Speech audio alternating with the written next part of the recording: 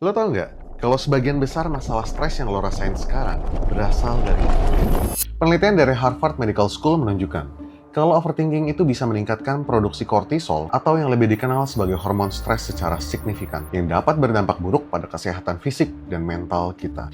Studi terbaru juga menemukan bahwa orang yang mengalami stres dan overthinking cenderung kehilangan produktivitas secara signifikan, mengalami penurunan kualitas tidur, dan memiliki resiko untuk sakit yang lebih tinggi. Gejala yang sering kelihatan kalau lo lagi stres dan overthinking, itu biasanya lo jadi lebih gampang marah, lo jadi sensian, gampang negative thinking, lo jadi susah tidur, tidur yang gak nyenyak, dan masih banyak lagi. Nah, kalau lo ngalamin salah satu dari hal yang gue sebut tadi, dan lo mulai ngerasa keganggu, lo gak perlu khawatir. Karena gue pernah ngalamin hal yang sama, dan gue ngerti banget sama yang lo rasain saat ini. Dan hari ini, gue mau ngebagiin satu framework yang gue pakai dan terbukti powerful banget buat ngeriset otak kita dari stres dan overthinking dalam waktu 7 hari tanpa obat atau suplemen apapun. Sekarang kita coba breakdown. Apa sih hubungan antara stres dan overthinking? Penelitian menunjukkan bahwa stres dan overthinking itu saling memperkuat satu sama lain yang disebut dengan stress overthinking loop. Mereka menemukan bahwa stress overthinking loop adalah sebuah siklus yang bikin stres dan overthinking jadi semakin parah. Cara kerja stres dan overthinking loop itu begini. Ketika lo mulai ngerasa sedikit cemas atau stres, misalkan karena lo lagi ada deadline, atau lo lagi ada masalah relationship, atau masalah yang lainnya, dan ketika lo mulai cemas, otak lo mulai overthinking, sehingga mulai mikir berlebihan tentang semua kemungkinan buruk. Contohnya, ketika lo lagi mau meeting, udah di jalan, terus macet.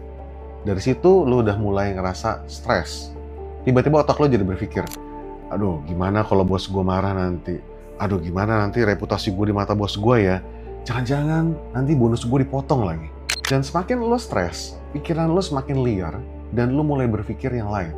Wah, mungkin gue emang gak cocok di kerjaan ini. Mungkin gue emang gak bakat. Dan lo terus menciptakan mungkin-mungkin yang lainnya. Begitu lo mulai stres, lo akan overthinking.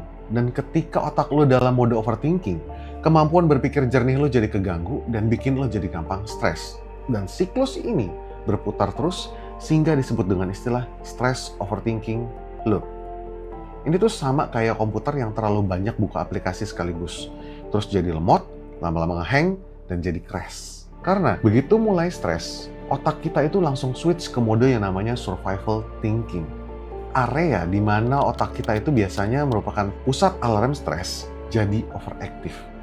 Sementara, bagian yang merupakan pusat logika atau ketenangan di otak kita itu jadi underactive.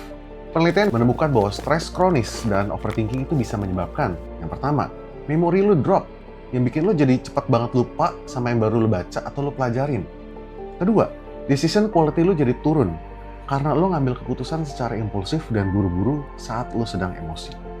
Produktivitas lu juga jadi anjlok, karena kemampuan fokus lu menurun, soalnya otak lu jadi sibuk mikirin hal yang sama berulang-ulang. Selain itu, loop ini juga bisa bikin lo jadi orang yang gak kreatif dan lebih gampang sakit. Mungkin lo pernah ngalamin waktu lo lagi presentasi, terus tiba-tiba lo jadi ngeblank. Padahal lo udah prepare banget buat presentasi itu. Nah, itu adalah contoh nyata efek stress overthinking lo. Otak lo tuh literally ngehang. Dan makin lo panik, lo mikir jangan ngeblank, makin ngeblank. Dan yang lebih parah, 7 dari 10 orang nggak sadar bahwa mereka terjebak dalam loop ini. Mereka cuma tahu mereka itu ngerasa lagi overwhelmed, stuck, atau exhausted. Loop ini tuh nggak kelihatan guys, tapi dampaknya jadi real banget di diri kita sendiri. Tapi, lo nggak perlu khawatir, karena kita itu bisa program ulang otak kita. Nah, sebelum gue jelasin gimana caranya buat program ulang otak kita, gue mau jelasin dulu 2 bentuk utama stress overthinking loop yang bikin hidup lo stuck dan nyabotase potensi diri lo. Bentuk yang pertama adalah negative judgment loop. Ini terjadi saat overthinking bikin lo jadi super kritis, entah itu ke diri sendiri atau ke orang lain. Waktu lo terjebak dalam negative judgment loop, otak lo jadi super sensitif sama kesalahan dan hal negatif. Lo jadi autofokus ke kekurangan dan masalah, bukan ke solusi atau kelebihan. Riset dari neuroscientist menunjukkan saat stres tinggi, area otak yang namanya anterior cingulate cortex jadi hypersensitif. Ini area yang bertanggung jawab untuk error detection, atau sederhananya adalah bagian yang berfungsi untuk mencari kesalahan. Tanda-tandanya, lo sering mikir, gue nggak pernah cukup baik, dia selalu bikin gue kesel, atau kenapa sih semua orang nyebelin? Lo juga jadi gampang mengkritik orang lain tanpa tahu full story-nya. Kalau lo suka ngalamin ini, artinya lo lagi overthinking yang dipicu karena stres. Ini bisa bikin hubungan lo sama orang lain rusak, bikin konflik, dan yang paling menyedihkan, lo jadi nggak bisa menikmati hal-hal baik dalam hidup lo karena lo terlalu fokus ke hal-hal negatif. Riset menemukan bahwa orang yang terjebak dalam pola pikir judgmental seperti ini mengalami lebih banyak konflik interpersonal dan memiliki tingkat kebahagiaan yang lebih rendah. Bentuk yang kedua adalah reactive stress response. Ini adalah saat stress overthinking lo bikin lo jadi super reaktif dan impulsif. Kayak lo jadi gampang marah, ambil keputusan secara impulsif, kebanyakan mikir sampai nggak bisa tidur, panic scrolling sosmed, bahkan sampai panic buying. Riset dari neuroscientist menemukan bahwa saat stres tinggi, aktivitas otak bergeser dari mode responsif ke mode reaktif. Dari bagian otak yang rasional ke bagian yang didominasi oleh respons emosional. Ini adalah survival mechanism dari zaman purba yang harusnya cuma aktif kalau kita dalam situasi bahaya.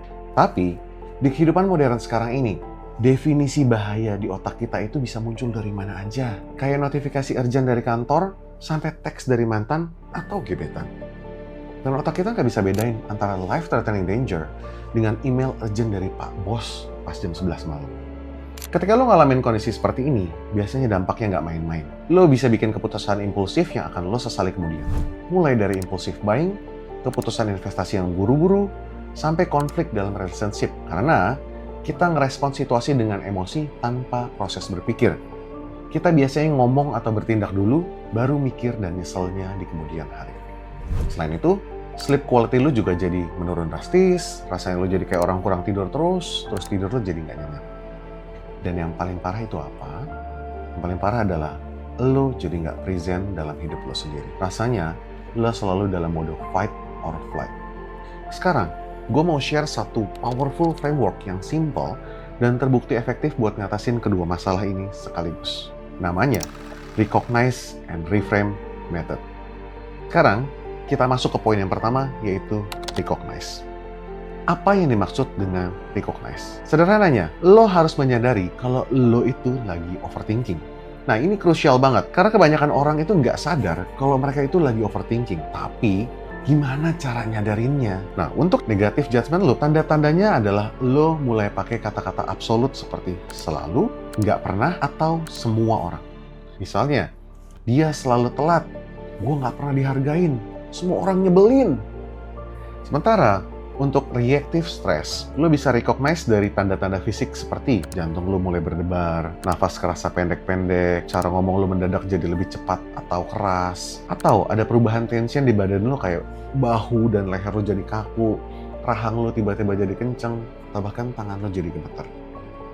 Nah, ini adalah tanda kalau otak lo udah switch ke mode stres. Begitu lo recognize ini, langkah krusial yang harus lo lakukan adalah pause atau ambil jeda. Kemudian, tenangin pikiran lo melalui teknik box breathing yang biasa dipakai sama Navy SEALs untuk nenangin sistem syaraf mereka waktu mereka menghadapi situasi high stress.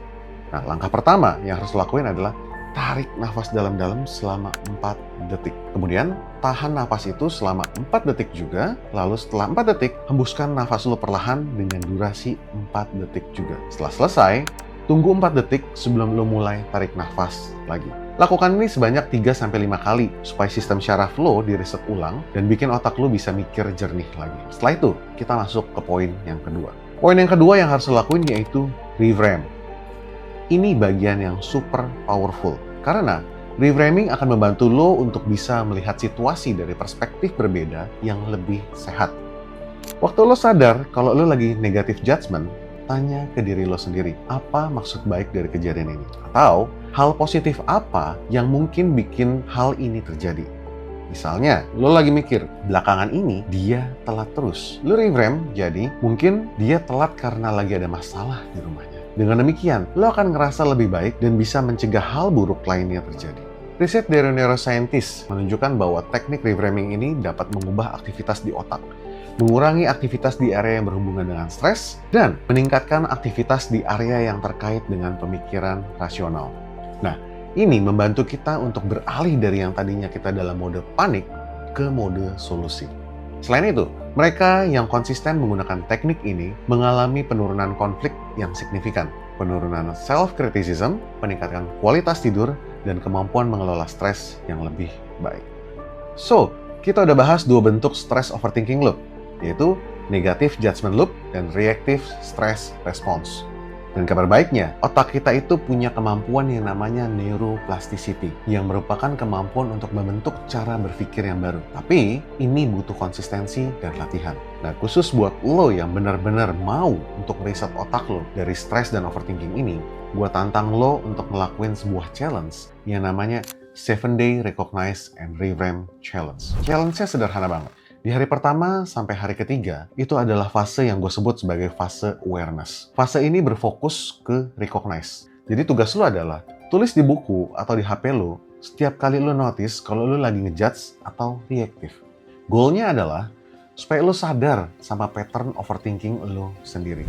Lalu, masuk hari keempat sampai hari ketujuh, itu adalah fase reframing. Lo udah mulai harus latihan full recognize ditambah dengan reframe. Jadi, setiap kali lo notice kalau lo lagi ngejudge dan reaktif, lo harus langsung pause atau ambil jeda dan langsung reframe ke perspektif yang lebih positif. Gampang banget, bukan? Kunci keberhasilan dari challenge ini adalah lo harus konsisten praktekinnya. Karena begitu lo praktekin, lo akan langsung bisa ngerasain perbedaannya. Gue sendiri udah implement teknik ini ke diri gue sendiri dan orang-orang terdekat gue. Hasilnya gimana? Secara pribadi, gue ngalamin penurunan stress level yang signifikan. Tingkat fokus gue pun jadi meningkat jauh lebih tinggi, dan gue pun jadi gak gampang ngejudge orang lain. Ini bikin kehidupan gue kerasa lebih damai dan punya relationship yang baik dengan banyak orang. Challenge ini dibuat khusus untuk lo yang benar-benar mau ngereset otak lo dari stres dan overthinking. Karena untuk ngereset otak lo, hal pertama yang harus lo lakuin adalah action. Ingat, yang bisa merubah dan memperbaiki hidup lo itu cuma lo sendiri. Dan semuanya butuh latihan serta konsistensi. Kalau lo konsistensi ngelakuin ini, lo akan kaget dengan perubahan yang terjadi di diri lo sendiri. Karena lo udah berhasil riset dan program ulang pikiran lo dan jadi orang yang lebih baik, dan lo akan ngerasa juga, kayaknya gue jadi orang yang berbeda. Selalu ingat juga, kalau kebahagiaan itu bukan sesuatu yang perlu lo cari. Tapi kebahagiaan adalah sesuatu yang bisa lo buat sendiri ketika pikiran lo nggak sabotase diri lo. Selanjutnya, gue akan bahas penyebab tersembunyi. Kenapa hidup lo nggak bahagia yang banyak orang nggak sadarin. Karena ternyata ada hidden factors lainnya di otak kita yang bikin kita ngerasa struggle tanpa kita sadarin. Stress overthinking yang kita bahas hari ini itu baru salah satu dari beberapa mental blocks yang perlu lo atasin. Nah, penasaran apa sih penyebab lainnya? Stay tune dan see you in the next video.